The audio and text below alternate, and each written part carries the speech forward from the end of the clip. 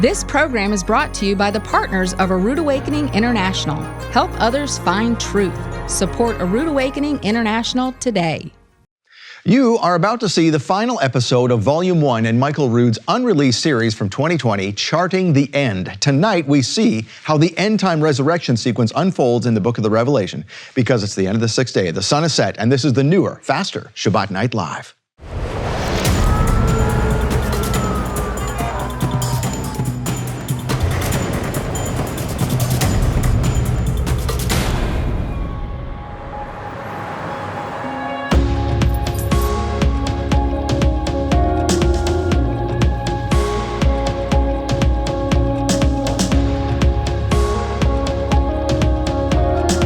As they take this message out into the world. Well, hey there, Shabbat Shalom to our fans. It's Shabbat Night Live with Michael Rood. Tonight is the final episode of Volume 1 of Charting the End. But guess what? There's 5 more episodes that you will see this summer in June and July, so stay tuned for that. Now, say hi to Tiffany Panaccio. Hi, Tiffany. Shabbat Shalom, Scott. Shabbat Shalom. We got 5 more episodes of this. It's amazing. Can you believe I'm that? so glad that, it's kind of been in reserve for this time. So important. Isn't it? Yeah, because it's like we recorded this in 2020. Yep. And then it just kind of sat there, collected dust, and we went on with other things. And then Yev, our production manager, found these things and said, hey, you realize there's 10 episodes of this? That's awesome. So yeah, it's incredible. So we're doing more in June and July, so stay tuned for that. It is the 21st day of the Omer on the astronomically and agriculturally corrected biblical Hebrew calendar. There you have it there. It's the 21st day of the Omer, and we have we have a lot ways to go here in this month. So a lot more of the month to go. Now, one thing we want to make note of that obviously you can tell we're going quicker, because we've only got a couple of minutes, and we're trying to make Shabbat Night Live a little snappier, a little faster. So we're doing the kiddish, if people noticed, last week, we do it right after this. There's no commercial in the middle, so you gotta kind of get ready your kiddish supplies now before the break, yeah. So maybe before Shabbat Night Live, just have your stuff ready. See, there you go. That's a whole preparation day thing we need to get used to, right? That's what we're gonna do. We're trying to teach you about preparation day. No, we're trying to make things a little quicker and faster, and so just a little more fun to watch. So let us know how you think, what you think about it too in the chat on YouTube. Put some comments in there. Tell us what you think, because we're always trying to improve things for you for Shabbat Night Live. And of course, you've got other things going on with family and stuff too on Shabbat, so we want to get to that. So we're just trying to be sensitive to that. All right, so thank you, Tiffany. That will take us right into the kiddish. So there's more than one resurrection. Did you know that? In fact, there's 4. What? It's true. Michael explains how that works. But first, let's do the kiddish with Michael Rood.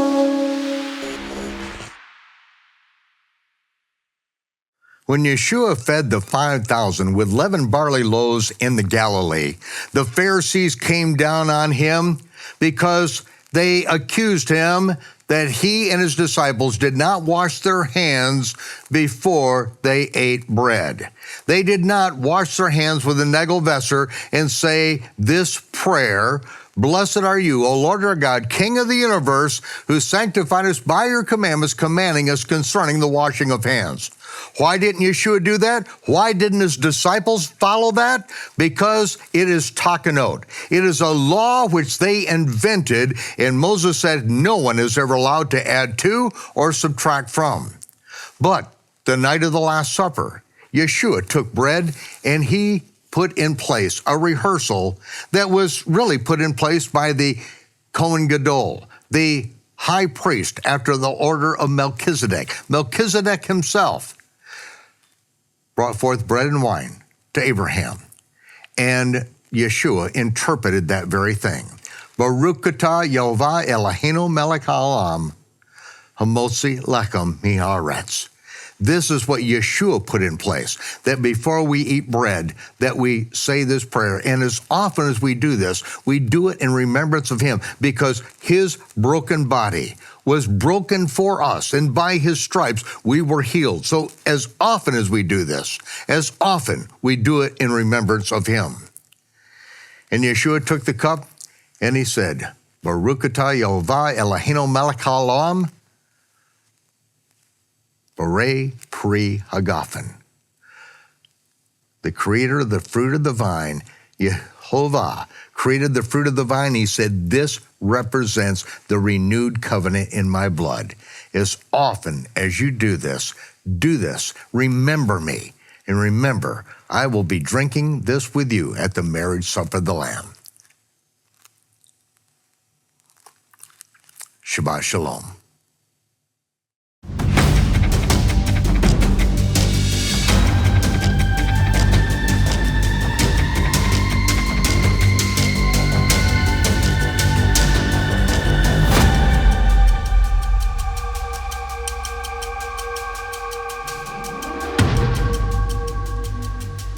The scroll of the Revelation is the pinnacle of the greatest story never told. It is written in chronological order. It is the only book that Yeshua wrote personally, though John was his scribe, but it is Yeshua's revelation about the things that must come to pass. And this is not only a scroll and a timeline of that which is going to happen, but this is also what puts in order all of the Torah and the prophets, so that we understand the fulfillment of all of the prophecies of the prophets concerning what the Messiah will do. We see that Matthew, Mark, Luke, and John detail Yeshua, who comes as the not only suffering servant, but as the prophet that we must hear and obey. And it is the four Gospels that detail the first two resurrections. We see that Yeshua is the firstborn from among the dead, and that is at the very opening of the scroll of the Revelation.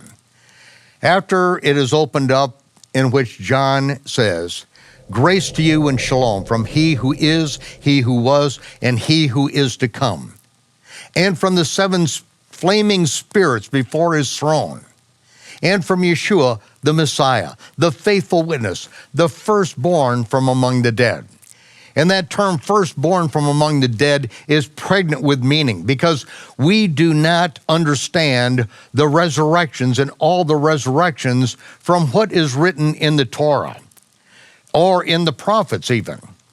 And I am sometimes amused with the people that talk to Jews and say to them, do you know that you're going to heaven, or how can you know that you're going to heaven? And that's really a foreign concept of going to heaven, and especially dying and going to heaven, because we see there's a resurrection. We see that there is a gathering together of Israel with the Messiah reigning over the entire planet, but this whole idea of sprouting wings and playing a harp and sitting on a cloud and going to heaven and having assurance that you're going to heaven, this is a concept that is completely unfamiliar to any reader of the Bible. This is very popular in Christian music, gospel quartets. Everyone wants to die and go to heaven. But, the scripture tells a little bit different story. And it talks about the resurrection. And this, in the opening of the book of the Revelation, Yeshua is the firstborn from among the dead. Now, as I said in a previous episode, that Paul is dealing with this very thing. To the believers in Corinth, there were those there who are saying there is no resurrection from the dead.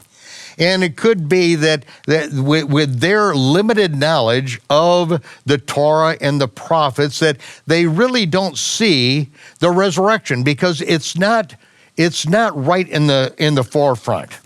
You can take a look at the dry bones of Ezekiel. You can look at that and you can read into that. You can see some things in the Psalms, but it's not anywhere near as articulate as the Messiah coming and reigning and ruling upon the earth, putting down all principalities, powers, and authorities, and the kings of this earth, and ruling over the earth from the throne of his father, King David. But these people, some of them were saying that there is no resurrection. But Paul says, yes, there is a resurrection. If Yeshua didn't rise from the dead, then what are we doing? There is no resurrection. And our faith is in vain, and we of all people are the most miserable. But, he says, but Messiah has risen from the dead. And even though your Bible says Christ, you know, that's a Gentile Greek adaptation. It's Mashiach, it's Messiah, the anointed king who will rule over the earth. That's what Mashiach means, anointed king, anointed by the high priest who rules over the nation of Israel, or the king Messiah who rules over all the earth. Christ is from Christos or Crestus, which is to smear with grease. This is a very common practice in preserving leather battle armament, Grecian armament. They would actually smear grease and oil on it. They would anoint it. They would Mashiach it. They would anoint it, and anointing it with oil and grease would preserve their leather shields and of course, when everything is greased and oiled up, then the glancing blow from a spear and swords and arrows can more easily glance off it. That is what Christos or Christ means.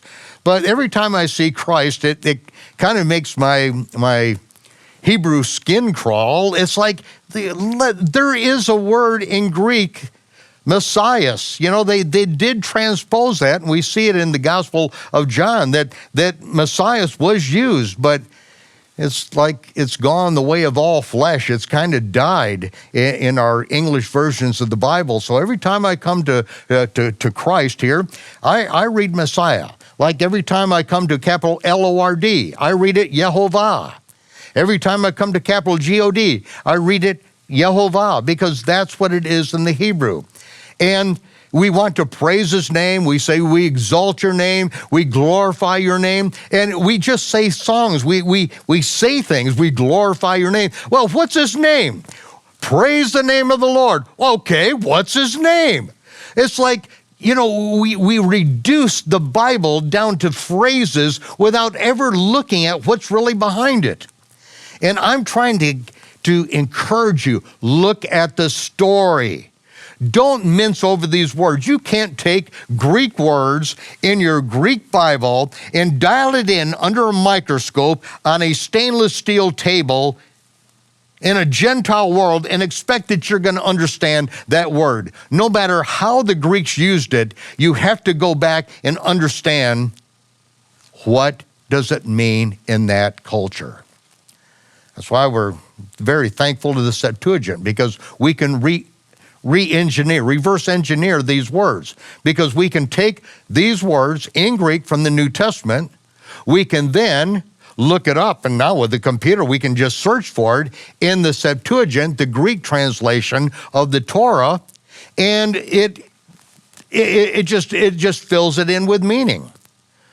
But we must understand it in context, and that's why I spent 38 years to answer every problem in the English text of the Bible and to put together the chronological Gospels.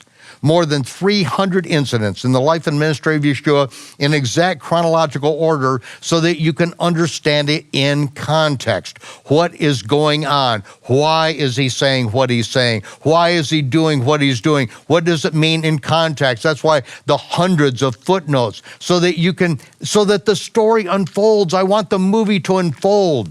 And this is what the book of Revelation is to me. This is why I can stand up in front of groups and I can for 3 hours tell the story of the Revelation, because I don't need notes, because it's the movie that plays out. Because I've seen the movie, and that's what I'm trying to help you see. See the movie and to see what is related to this movie and the revelation that Paul received on this. Every man, in verse 23 of 1 Corinthians chapter 15, every man will be made alive in his own order. Now, there is no punctuation in any Greek or Hebrew text. So punctuation is always an interpretation. Here, they got it wrong. Every man should be made alive in his own order. Christ, Messiah, comma. Put a comma there. The first fruits, comma. Those who were raised when he was raised, and he then took them to the throne room of heaven the next morning at the time of the first fruit offering on earth, in which the high priest was to be in seclusion from Passover until the first fruit was offered. And that is why Yeshua couldn't let anyone touch him. Miriam came, and she was not allowed to touch him. And he said, I now ascend to my Father and your Father. Go tell my disciples. I said, ascend to my God and your God, and then meet me in the Galilee. Yeshua then presents the first fruits, which are the 24 elders, seated on thrones with crowns around the sea of fire and glass, typified upon the earth as the brazen laver. And then he was back down on the earth. And at the moment when the other women, not Miriam of Migdol, but the other women came with the burial spices, came to the tomb. It was empty. They were turned around by the angel, and on their way back with the unused burial spices, Yeshua appeared to them. And in the Hebrew Matthew, Yeshua says, Yehovah Yoshia, Yehovah saves you. And they rush to him, and they grab him, and they hold him by the feet. Why could they hold him by the feet, but Miriam couldn't earlier? Because he had presented the first fruits. See, without the context of the Torah and the prophets, we have no idea what the Gospels are saying. I was taught in seminary that that verse shouldn't even be in the Bible. That when he cried with a loud voice, it is finished. The graves were, the earth quaked, and the earth shook, and the graves were open. And when he arose, they arose and appeared to many in the streets of Jerusalem. They said, this is impossible. They couldn't make any sense. And so I was told in theological cemetery, the place where people go to die intellectually and spiritually, and to embrace whatever denomination it is, whatever the shtick is that's going to promulgate and keep people paying into this denomination that never teaches them the Bible. I was told, yeah, it shouldn't even be in the Bible. There's something wrong. Yeah, this is one of these verses that shouldn't be in. There are verses that were added by men. This is not added by men. If we understood the day of first fruits and the qualifications and what is to be done, we would understand this.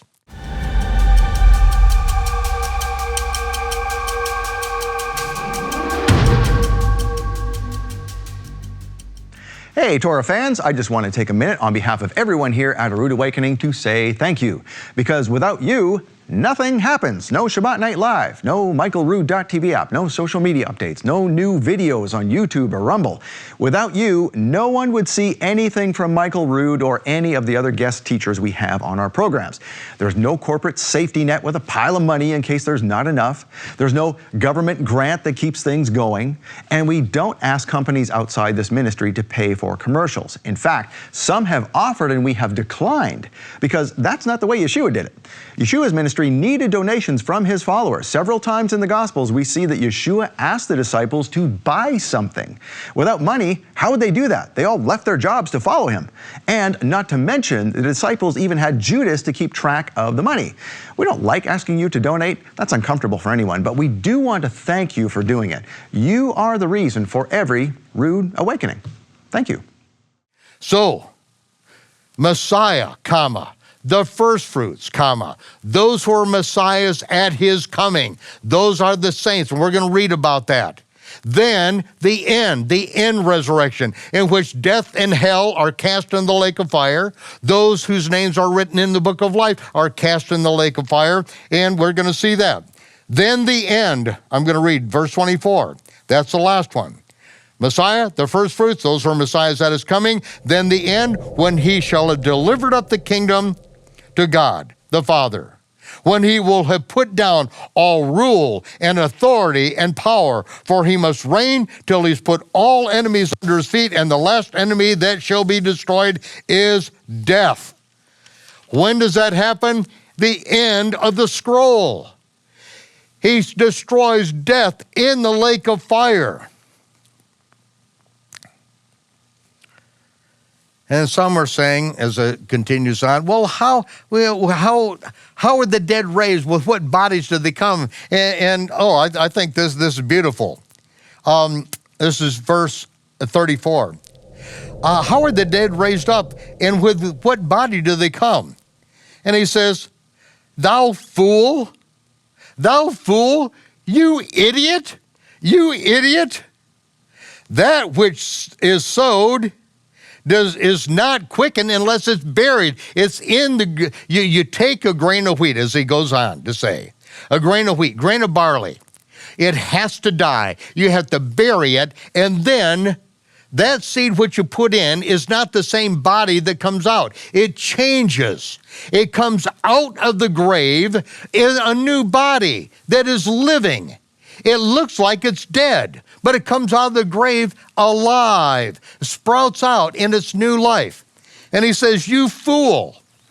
Now, this I wanted to point out, because remember when Yeshua in the Sermon on the Mount, he says, whosoever says thou fool is going to be in danger of hellfire. Well, Paul knows the Torah. He knows what Yeshua taught, and yet he's calling these believers who do not believe there's a resurrection, and then they say, well, what body do they come out? And he's just calling fools. You idiots, you morons, you couldn't find your rear end with both hands in the dark on this. You'd have no idea. Take a look at life, he says. Now, when Yeshua said, those who say fool will be in danger of hellfire, we have to take a look at what it says in the Hebrew Matthew. Because in the Hebrew Matthew, it is the context is you godless morons. You godless morons. This is a phrase that is used by the Pharisees, you godless am haaretz. That's what it is. Godless am haaretz. You godless people of the land who do not follow the takanot and maasim of the Pharisees. You don't follow what we command you to do. You're godless. This is what they still speak of, what they call anyone who's not an Orthodox Jew in the land of Israel. They call them secular Jews. Well, I know these secular Jews. They're my neighbors. They're my landlord in Israel. They're my friends in Israel. They're secular Jews, but they keep the Sabbath. They keep the feast. They don't break the commandments of God, but they do not obey the laws and rules of the Pharisees. So the Pharisees, the Orthodox, call them Amharites, the people of the land, godless people of the land. That's what Yeshua is talking about when he's talking about the Pharisees. That unless your righteousness exceeds that of the scribes and Pharisees, you'll not see the kingdom of heaven, because they are the ones that are calling anyone who doesn't obey their rules and regulations, they're calling them godless people of the land. They're nothing. So that's not what Paul is saying. He's calling these people who deny and do not believe in the resurrection, he's calling them fools. And then in verse 49, as we have borne the image of the earthy, we shall also bear the image of the heavenly. There's an earthly body, a terrestrial body, and there's a celestial body, a body that is going to be equipped to live in the celestial universe, to be able to go to the sea of fire and glass, and then come back and reign with Yeshua on earth. Yeshua has a body. He has a life everlasting. He was raised from the dead, the firstborn from among the dead, and he will live forever. Forever. He will reign as the Kohen Gadol after the order of Melchizedek, because he is raised and it's an endless life. So, we're going to bear the image of the heavenly. There is a heavenly image. And that is literally when we are born again. From the grave, we come out. Or, mortal, put it on immortality. And he goes on to explain this. Now, this I say, brethren, verse 50, that flesh and blood cannot inherit the kingdom of God. Same thing Yeshua said to Nicodemus, nothing new here. Neither does corruption inherit incorruption. Behold, here it is. Behold, I show you a mystery, a mysterion, something that has not been revealed or cannot be revealed to the novices or uninitiated, something that cannot be understood by fools, by morons and idiots who do not believe the Bible, who do not believe that God raised Jesus from the dead. Behold, I show you a mystery. We shall not all sleep. Euphemism, will not all be dead. We'll not all be dead, but we shall all be changed. In a moment, in a twinkling of an eye, that's how fast it takes place. At the last trump. At the last trump. Yeshua reveals to Paul exactly what he reveals to John. At the last trump, the seventh trump, the last trump, there's no contradiction. That is when we will be changed in a moment and the twinkle of an eye. At the last trump, the dead shall be raised incorruptible, and we shall be changed. For this corrupted body must put on incorruption, this mortal must put on immortality. That is when death is swallowed up in victory. This is the promise, the very first promise. Yeshua is the firstborn from among the dead. This is the word of faith that we preach, the firstborn from among the dead, because we too will be made alive. This mortal body, which is sown in the earth, will be raised in a new living body. If we are still alive and remain, as Paul later says, we will be changed. Mortal will put on immortality and will be caught up together with those who are raised from the grave and given a new body. They get up first. Yeshua is the firstborn of 4 resurrections. Messiah, the first fruits, those who are Messiahs at his coming, then the end resurrection. And then that resurrection results in the final judgment. We don't want to concentrate too much on that. We're going to see it at the end. But Paul is given more detail on this very issue, and he writes this to the believers in Thessalonica. Now, this was written from Athens by Paul, Silas, and Timothy to the believers in Thessalonica. They were in Thessalonica for just 3 weeks before they had to flee in the middle of the night with just risking their lives, and they went from there and they got down to Berea. Then some of the lewd fellows of the baser sort and the Pharisees from Thessalonica then came down to Berea, and so then Paul had to flee by ship and get out of Berea and ends up in Athens. And so this is the first time that he's in Athens, but the second time he then writes back to the believers in Thessalonica because he was never able to go back to Thessalonica again because of the persecution that was going on there with the believers in Thessalonica. And so he writes to them, and he says in 2 Thessalonians, he says, remember that when I was with you, I told you all these things? And that's the point I wanted to get at. He was there for 3 weeks, and yet he was telling them about this, clarifying this. And these are things that in the Christian world still are not known today because no one's reading this. In chapter 4, verse 13 of 1 Thessalonians, I would not have you ignorant, brethren, concerning those who are asleep, those who have died, those who have been murdered, those who have been killed by the religious leaders and the pagans in Thessalonica, and those who die a natural death. I would not have you ignorant concerning those who are now dead, that you sorrow not, even as others who have no hope.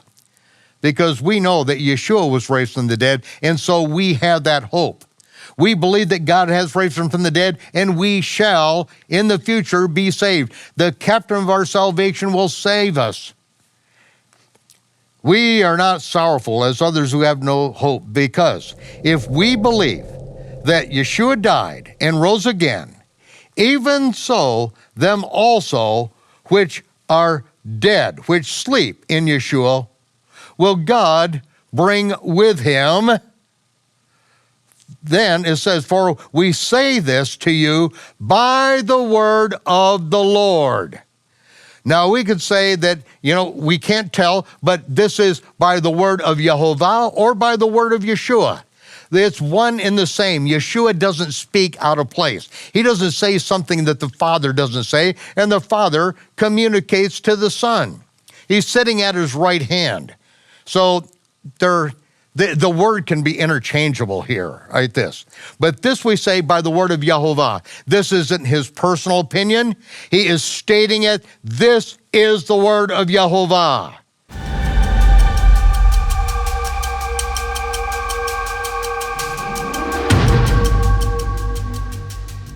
I'll bet you did not know that being an Ambassador Club member gets you exclusive early access to tickets to in-person events here at a Rood Awakening headquarters. Not to mention special gifts, cards, other nice stuff. Why? Because Ambassador Club members are the ones who keep the lights on. The Ambassador Club is an automated donation program of $100 a month or more if you'd like to. So if you appreciate the consistency of everything a Rood Awakening offers, be a part of the consistency that makes it happen. Join the Ambassador Club. This is truth. This we say to you by the word of Yehovah, that we which are alive and remain until the coming of the Lord Yeshua shall not prevent or precede those who are asleep, those who are dead. For the Lord himself, the Lord Yeshua himself, shall descend from heaven with a shout, with the voice of the archangel, and with the trump of God. Now he already told the believers in Corinth, and it is written that at the last trump is when this change is going to take place. In a moment, in the twinkling of an eye. So right here, he says that we which are alive and remain until the coming of the Lord shall not precede those which are asleep, for Yeshua himself shall descend from heaven with a shout, with the voice of the archangel, the trump of God, and the dead in Messiah shall rise first. Those are who are the Messiahs at his coming. They have been planted in the grave. Their dead body has been planted in the grave. It is rotted, it is decayed, it is turned to dust, but yet they are going to be raised, and it's going to be a new body. That is a moment that they are born again. Flesh and blood cannot inherit the kingdom of heaven. Their terrestrial body has been planted. Now they are raised with a celestial body. They are literally born again. Then, after they're raised with a new body, then, after that, time and place, then we which are alive and remain shall be caught up together with them in the clouds. Will be caught up, will be harpazo, will be rapturo, as it says in the Latin. Greek is harpazo, will be raptured, will be caught up together with those who were raised first, given a new body, caught up together in the clouds. That moment, imagine the moment that consciousness comes into that dead body, that which is planted in the earth. And just like that, the second after they take their last breath and the brain cells have stopped, then the next second is Yeshua meeting them in a new body in the clouds. Then we which are alive and remain shall be caught up together with them in the clouds to meet Yeshua in the air. And so shall we ever be with the Lord, with Yeshua. Not in the clouds, no. He takes us at the last trump to the sea of fire and glass, the innumerable multitude gathered together on the sea of fire and glass. Where?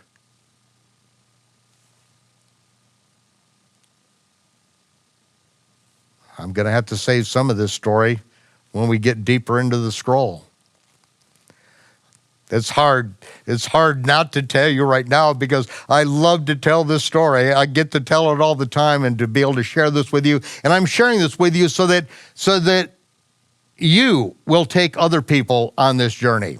I'm taking the extra time to actually read all these things because I usually quote them. You've known by watching my productions for years that I can't take the time to read every verse. I just tell the story, but the story is real. And then it says that we will be caught up together in the clouds to meet the Lord in the air, and so shall we ever be with the Lord. Well, Yeshua himself is not forever going to be in the air. He is going to take us to the sea of fire and glass. He is going to go into the throne room.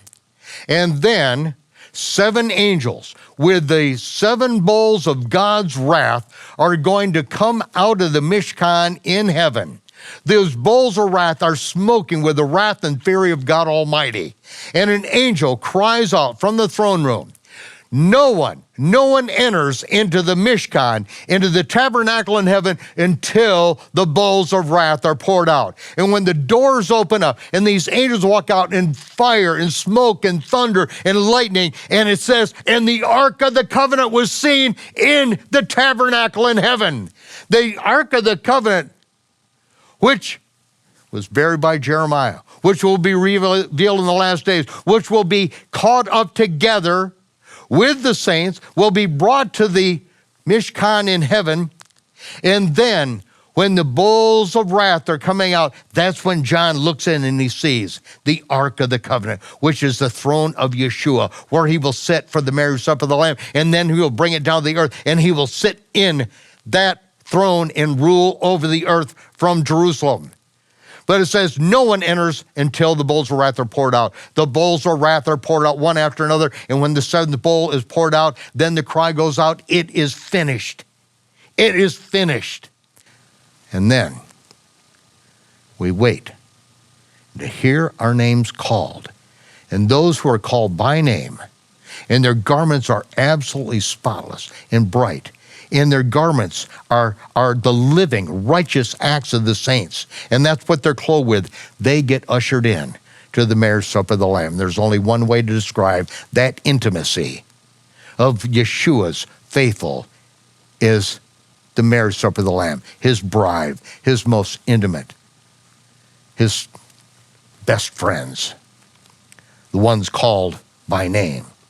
This, if we kept his commandments, this was where we would be his segula, his precious treasure, priests and kings. Moses went up in the mountain, and when he came back down with the 10 commandments written on tables of stone, we'd already broken the commandments. God said, stand back, Moses, I'm going to kill them all right now. Start over with you. Moses rejected that. After breaking those commandments, those tables of stone, he goes back up in the mountain and he pleads with the Almighty, makes intercession. And then the Almighty says, okay, now I want you to hew out tables of stone, and I want you to present these tablets of stone.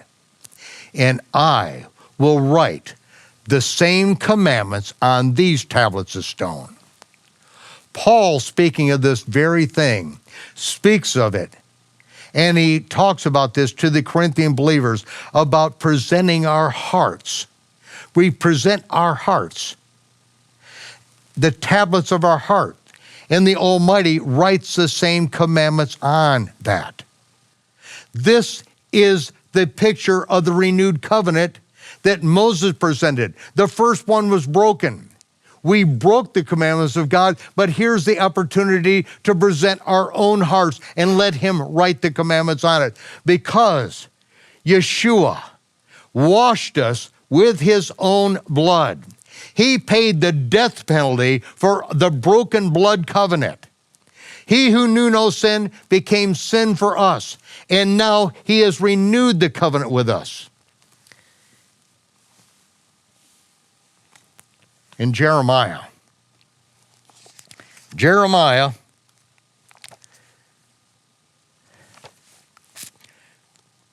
chapter 31. Behold, the days are coming, saith Yehovah. I will make a new covenant with the house of Israel and with the house of Judah, not according to the covenant that I made with their fathers in the day that I took them by the hand and brought them out of the land of Egypt, which covenant they broke, although I was a husband to them. But this shall be the covenant that I will make with the house of Israel. After those days, saith Yehovah, I will put my Torah in their inward parts.